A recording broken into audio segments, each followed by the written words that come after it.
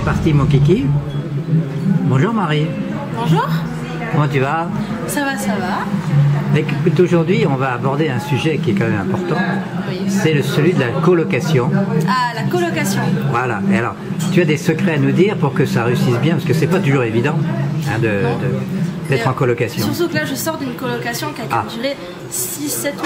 Ah. Donc, du coup j'ai quand même pas mal de choses à raconter. Ah bah très bien.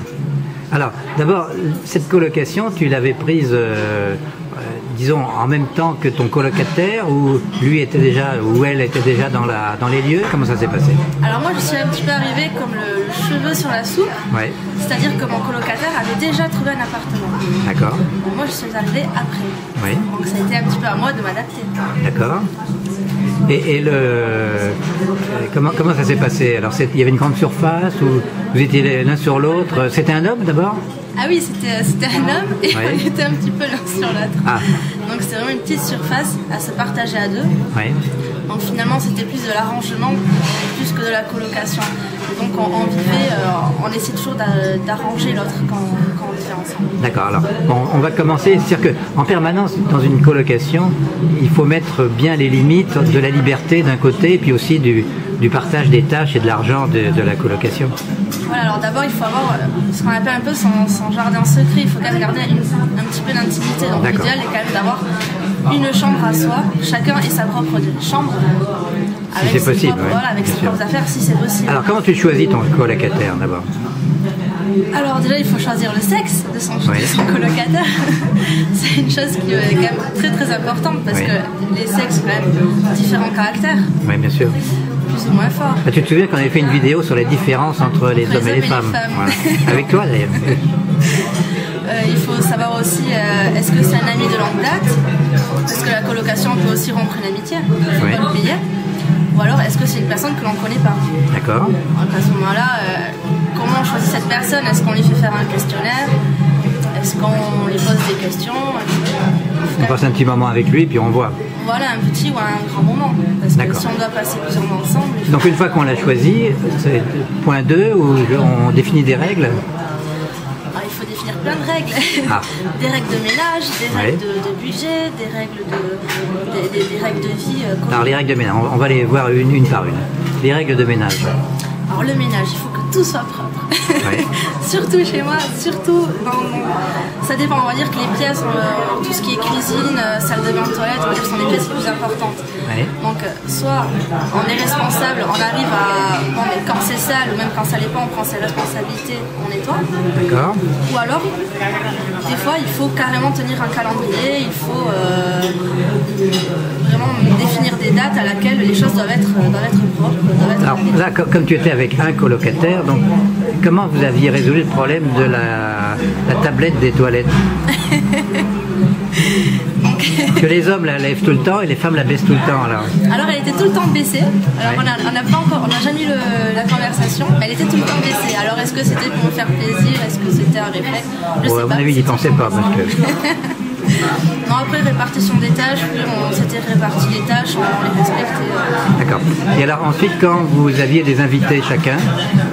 Donc là, c'était, on se mettait d'accord, soit on est invité quand l'autre n'était pas là, comme ça ne gênait pas l'autre, ou alors on se mettait d'accord, on le disait à l'avance et on s'arrangeait. Et à ce moment-là, chacun, l'autre partait ou arrivait plus tard, c'est ça? Voilà.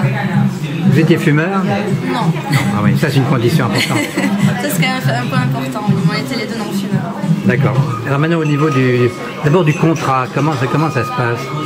Le contrat de location, c'est un contrat que vous signez en même temps tous les deux? Voilà, alors pour la colocation, normalement les deux colocataires doivent être inscrits sur le bail.